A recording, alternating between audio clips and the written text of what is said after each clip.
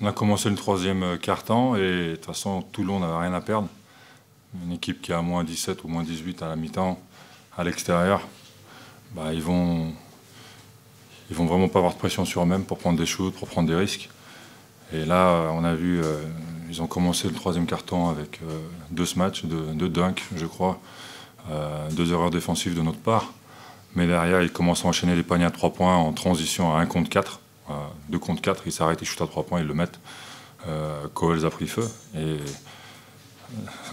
ils ont su jouer pour lui. Et derrière, ça a créé des shoots pour les autres.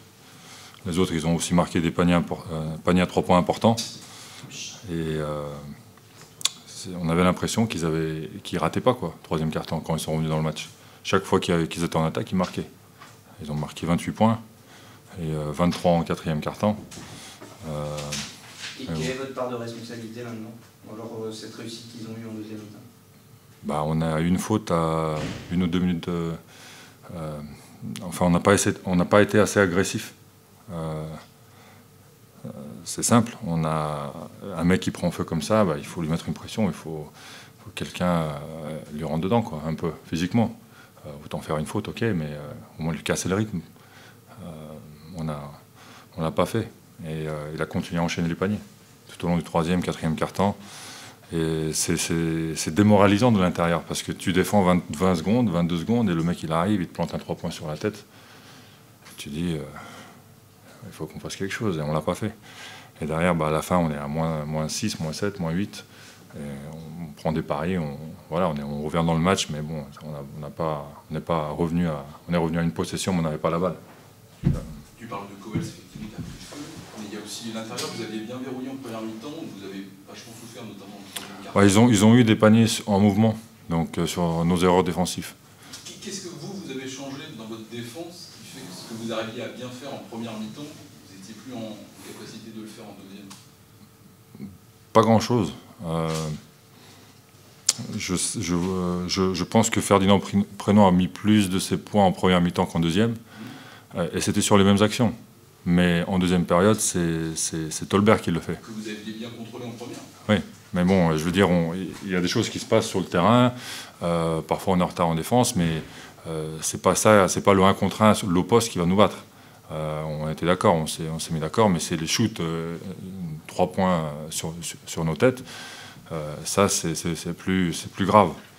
Et en fait, ce qui ressort, c'est que avec les 3 points que met Coels et derrière 2-3 smatchs de leur intérieur, ça libère les joueurs. Et derrière, ils ont eu des bonnes possessions offensives de leur côté où ils ont su faire passe. Et à la fin, ils marquent un panier.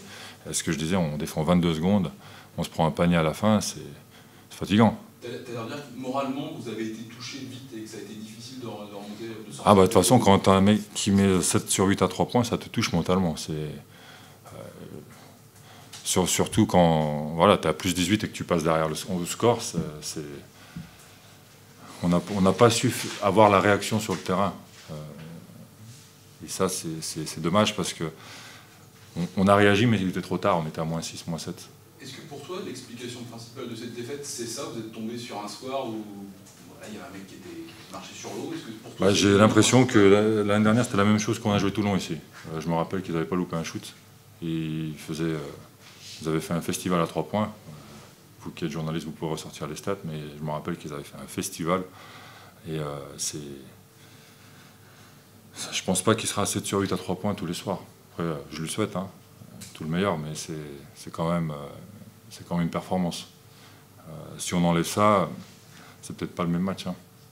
Cela dit, vous menez 18 points à la pause. On a le sentiment que vous avez quand même cette responsabilité de leur avoir laissé prendre confiance, justement quand tu parlais des entre guillemets grosses fautes à faire pour stopper. En fait, vous n'avez pas su les faire tout de suite pour couper leur élan? Non, en fait, il faut bien commencer le troisième quart-temps. Tu commences avec 2 stops au lieu de 2 matchs, et ils rentrent pas dans le rythme. Et là, ils rentrent dans le rythme, ensuite ils mettent un panier à 3 points, ils en mettent un deuxième, et puis allez, c'est parti. Nous, derrière, on n'arrive pas à marquer. On a du mal, ça les met en confiance, parce que leur attaque les met en confiance en défense, ils sont encore plus agressifs, et nous, on subit. Et derrière, bah, le score, il change. J'imagine que vous l'étiez dit, que le coach vous avait dit attention, ils vont Ah oui. essayer de vous rentrer dedans. Ah oui, oui, il nous a prévenu à la mi-temps. Il nous a prévenu à la mi-temps, donc on ne peut pas dire qu'on n'a pas été prévenu ou qu'on a fait des erreurs. Et c'est tombé sur un soir où il y avait un mec en deuxième mi-temps qui a explosé et ça nous a coûté la défaite.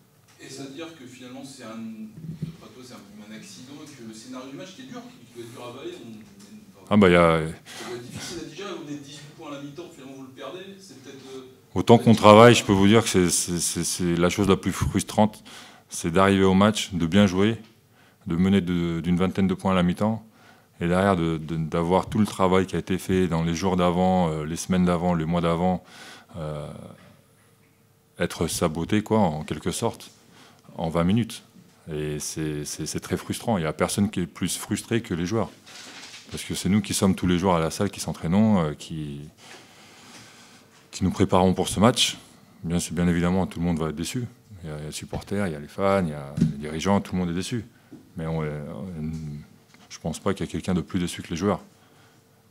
Nous, les joueurs, ce soir, on ne va pas dormir. Ça, c'est une certitude. Sûrement pas que ce soir non plus. Plusieurs soirées.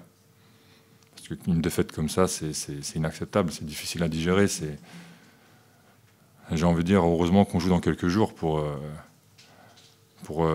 vite retourner notre concentration sur le prochain match. Parce que s'il fallait passer un week-end à digérer ça et ensuite commencer à s'entraîner toute la semaine, ça pèse. Et là, dès demain, on peut directement se focaliser sur le match qui arrive ce week-end. Dernière chose, le championnat débute juste. On sait que la hiérarchie dans le championnat est assez bien dessinée par les budgets. Est-ce que c'est embêtant de perdre ce match contre hier Toulon, qui sera peut-être dans une zone un peu comme la vôtre? Ou est-ce que pour toi, pour l'instant, ça n'a pas d'importance?